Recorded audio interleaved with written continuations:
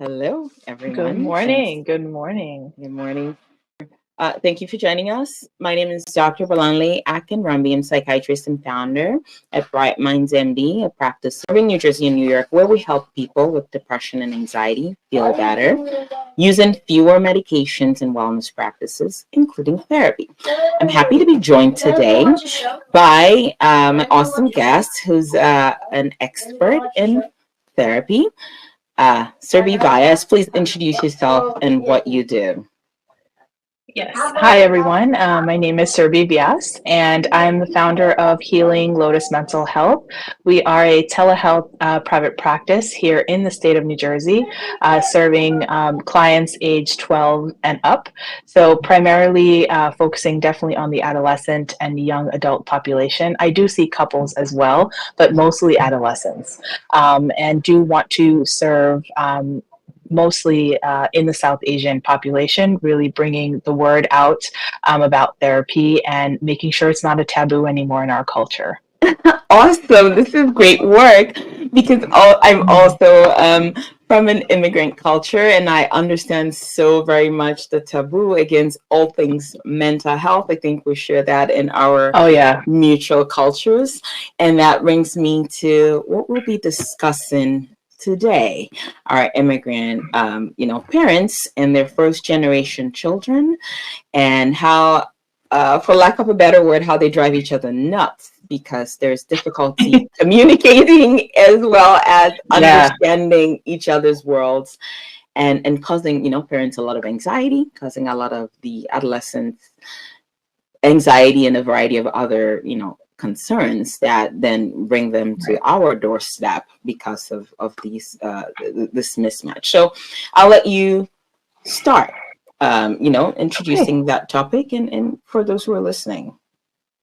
Yeah, absolutely. So, I mean, as immigrant parents, coming to the United States, obviously we're here coming for opportunity, right? We want the very best for our children, whether it's education wise, having other opportunities, scholarships, sports opportunities, whatever the case may be, right? Making sure that our children find themselves, something our parents and their parents wish they were able to do for themselves.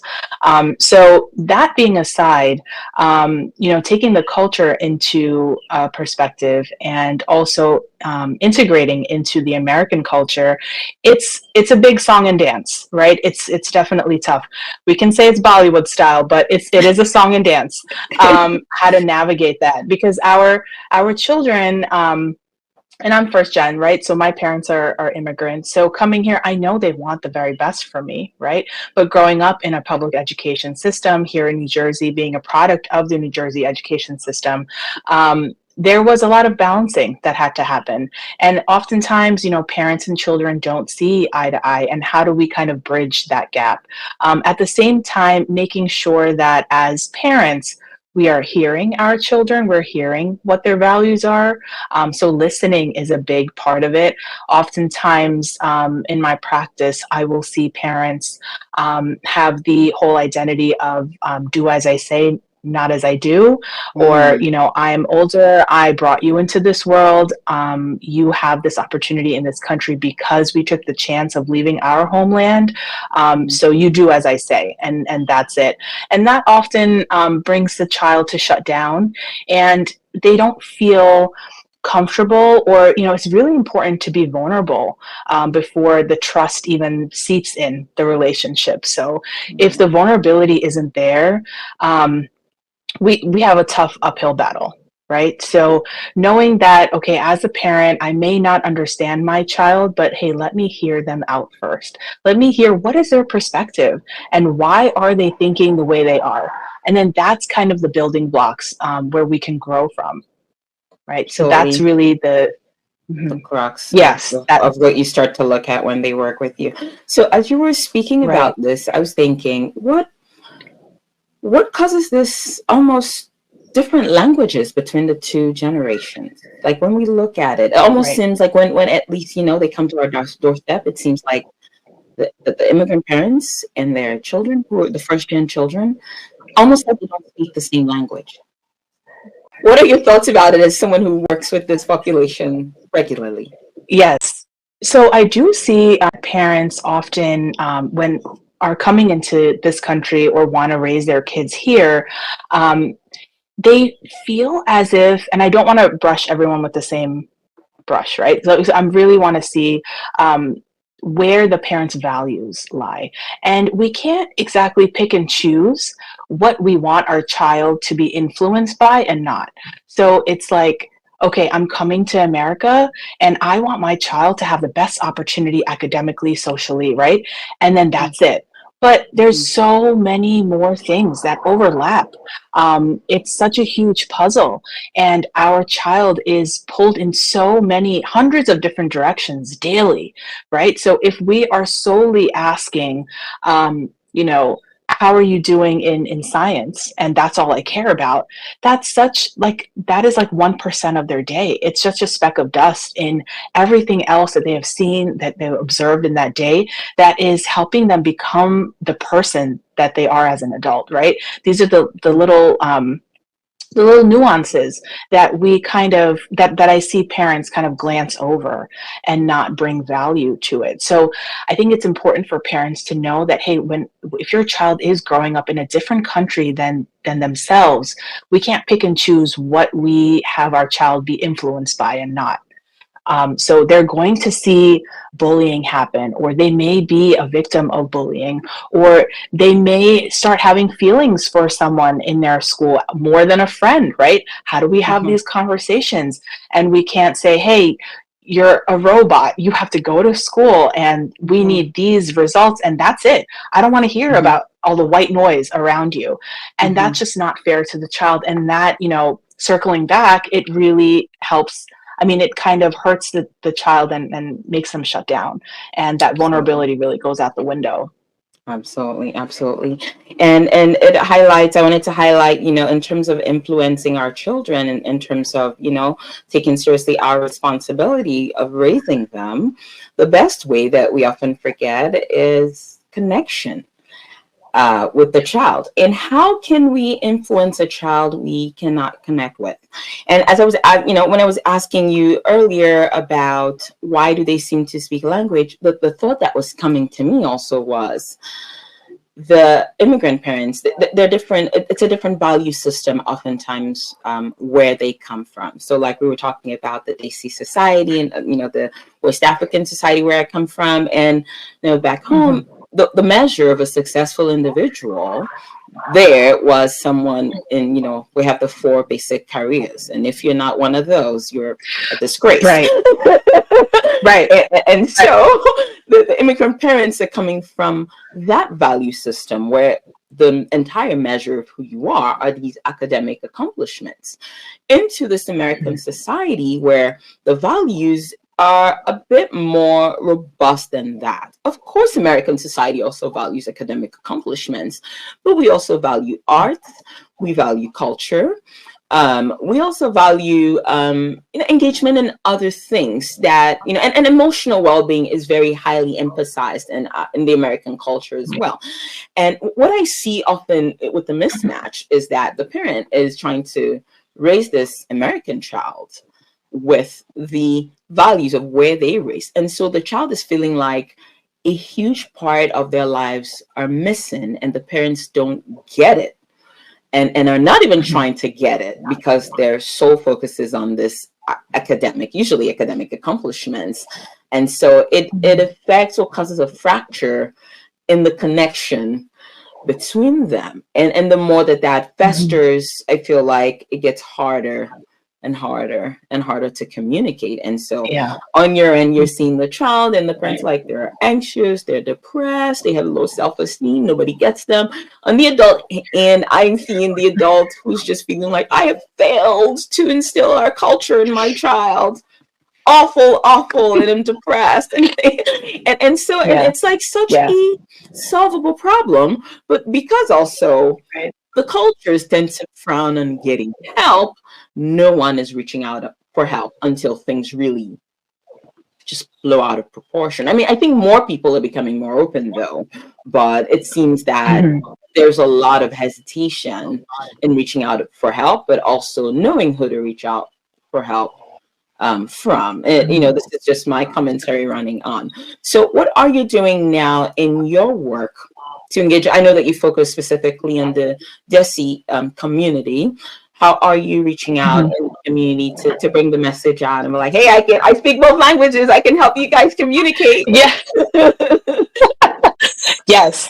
I think when it comes to, I think you bring up a great point when it comes down just to the value system, and the cultural aspect, right? So the parents have certain cultural nuances, things that maybe remind them of their parents and past generations that they want to make sure go further than, it doesn't stop with them. They don't want it to stop with them, right? They want it to go on Mhm. for future generations. I think the issue is that I think the adults are not exactly explaining the reasoning behind certain cultural nuances. It's Mhm. kind of like this is at face value. And our kids, I think all around the world, this isn't just in America, I think all around the world, we encourage our future generation to ask questions. Be curious. Don't take things Mhm. at face value, and we want that in them because that builds those creative minds, right? So Mhm. when our children are asking questions, they're not being rude or dismissive or combative. They're Mhm. being curious. So allow them, give them that space. Let them grow and be curious rather than shutting that down, rather than, oh, this is how great great great grandma used to do it. And this is how we're doing it. This is how Mhm. we're doing a certain puja. So puja is a prayer, right? Mhm. We're doing a certain prayer for a certain god or goddess on Mhm. this particular day. What is the significance of this day? Why are we giving these offerings? What is the reasoning behind that? When did this all start? Really sitting down with our children and explaining. But sometimes the parents don't even know, right? So now we're frustrated. We're the adults and we brought this child into this world. We brought them into this country, but we don't know the answers as to why we're doing what we're doing. We're just doing them, right? So now there's this internal questioning. There may be some anxiety. There may be some self-hate that can come up. It's like, I don't, or, the self-esteem of the parent of like, I'm the parent. I should know. Why don't I know? And then the parent Mhm. doesn't know where to go, where to ask, right? So Mhm. I think it's important for our parents to just say, hey, that's a great question. Telling your son or daughter, that is an awesome question. Why don't we try to find out the answer together? Because mommy or daddy doesn't know. And that's okay. We don't know, but let's find out together. Let's learn together and grow together. And I think that shows a human side of the parent that the child probably didn't see. It's like, okay, like, wow, like mom or dad didn't know, but you know what? They're willing to explore this with me. And that builds that bridge between their world and your world. Wow. Wow. So what I'm picking out of what you're saying is fostering connection between the parent and child Yeah, by being willing to admit maybe the things that we don't know and maybe also willing to right, learn together. And that's powerful right, because in learning right, together those right. values, then the parent and the child can really connect on that aspect of their culture. And now it's not just something they're doing because mommy and daddy said to do it, but Right. it becomes a shared understanding and a shared value and Yes. something Yeah. meaningful for them Right. to do Right. together rather than I'm Yeah. just being told to do it. And it doesn't, right. It doesn't make you like a failed parent or someone who, is failing their kids. It's actually the quite opposite if you see it from my lens. Of course. Because Yeah. then you're doing exactly what you want to do, which is to have your kids do these things and honor the culture and doing it in a connected way. Right. That's success. That's great success. Right. Absolutely. Right. So how do parents or children or adolescents, how do they come to you? Or let me ask that in a different way. When they come to you, what do they complain about, and how do you help them navigate that? I'll see parents come in and say, I have no control over my child. They don't listen to me. They don't value our culture. I have 100% American child. Um, They don't trust me. There's a trust issue. I see a lot of that, and that takes time. A child is not going to trust the adult just because they are the parent, right? And I think that's also some of the issues where the parent assumes that because I am in this position, because I am the parent, you must trust me, you must love me, right? But then if we are not complimenting our children, if we're not encouraging them to be creative, to think outside the box, to think outside the culture, it's okay, right? Encouraging that, if we're stopping that, we're diminishing that, we're putting out the flame, it's the child is not going to come to you and open up. So those are some of the things that I see very early on when parents do find me.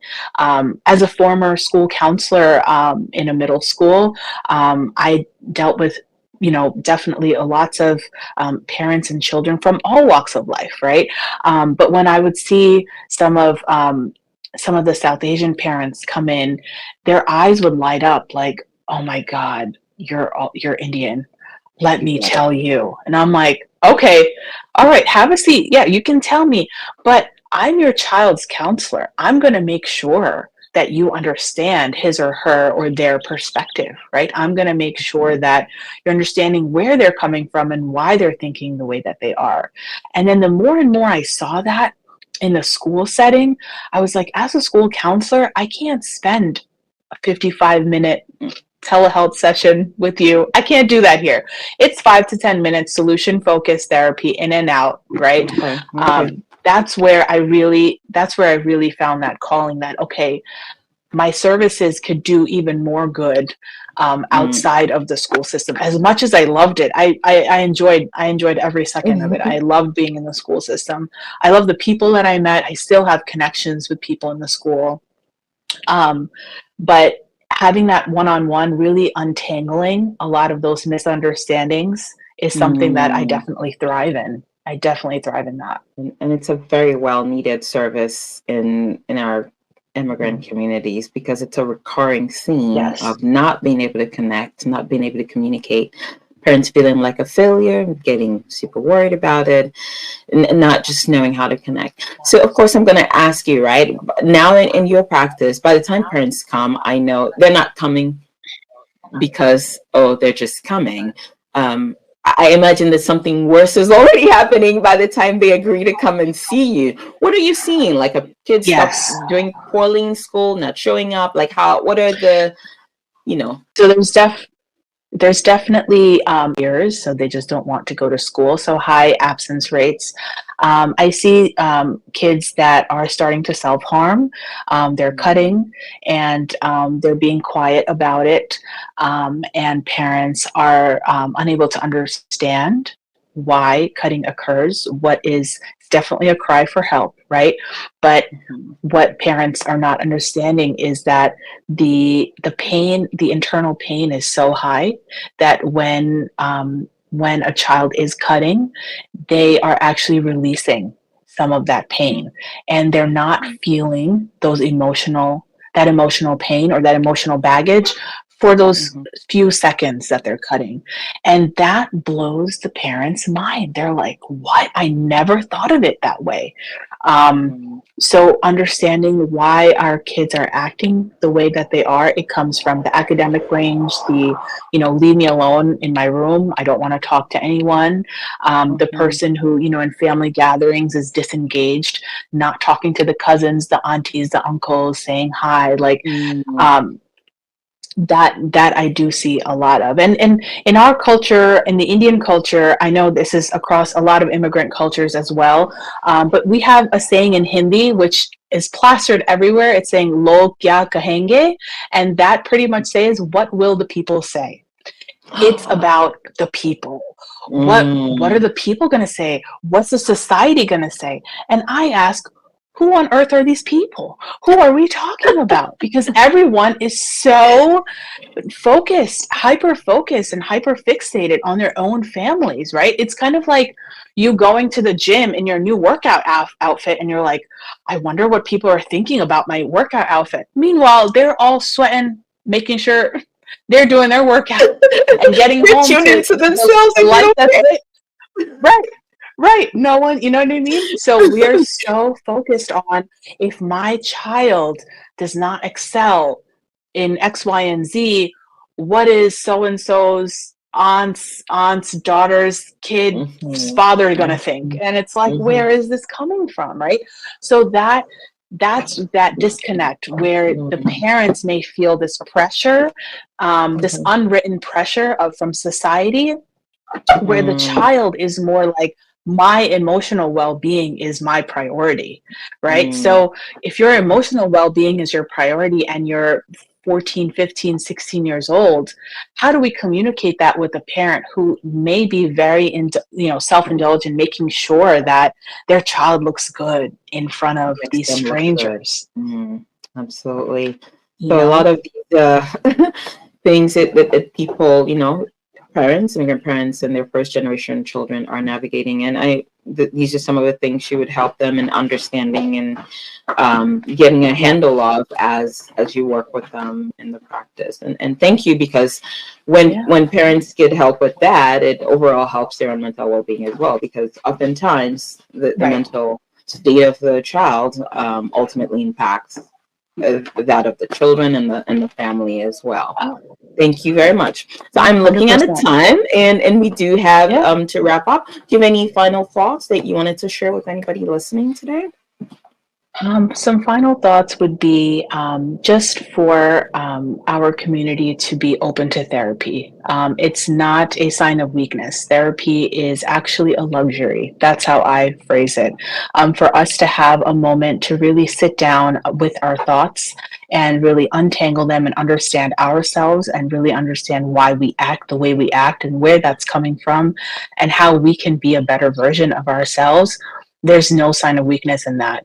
So I encourage you to, seek a free consultation with a therapist that you feel that you would connect with, so that your family gets the best version of you and you also get the best version of yourself. So that's really my take home message, that therapy is not a sign of weakness. Absolutely. And the community is all the better for it when all the parents and the children can communicate and Yeah, everyone feels well. Thank you. Where and absolutely. how can people find you? Say somebody's like, wait, I got to take my lesson Yeah. to this person. Where can they find you?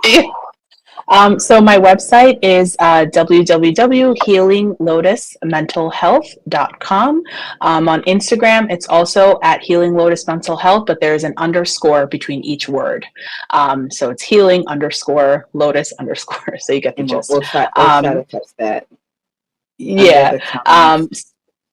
Yes. And when you go on my website, my contact information is there. I am virtual. So you can definitely email me and I will get back to you within 24 hours.